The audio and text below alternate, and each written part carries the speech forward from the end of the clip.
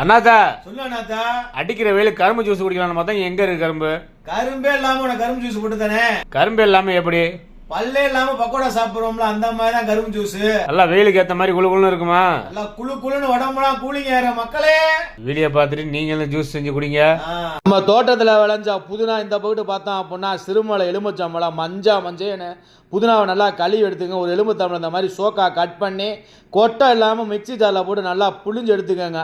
ஒரு துண்டு இஞ்சி, ஒரு துண்டு அப்படின்னா சின்ன துண்டு இஞ்சி, கொஞ்சோண்டு புதினா, இழுவைக்கு தகுந்த மாதிரி ஜீனி, தேவையான அளவு தண்ணியை ஊற்றி மிக்சி ஜாரில் போட்டு நல்லா ஒரு ஓட்டணும். ஓட்டுனீங்க அப்படின்னா புதினா, இஞ்சி, எலுமிச்சம்பழம், ஜீனி எல்லாம் நல்லா கரைஞ்சி ஓடி வந்துடுவாங்க. அதில் நமக்கு தேவையான அளவு ஐஸ் கட்டியை போட்டு நல்லா 2 குலுக்கி நல்லா ஒரு அரை மணி நேரம் ஃப்ரிட்ஜில் வச்சு குடித்தோம் அப்படின்னா வெயிலுக்கு நல்லா இழுவையாக குளுன்னு கூலிங்க கரும்பு ஜூஸ் ரெடியாகிடும் மக்களே. நல்லா ஒரு இழுத்தோன்னு வச்சுக்கோங்களேன், சடார்னு.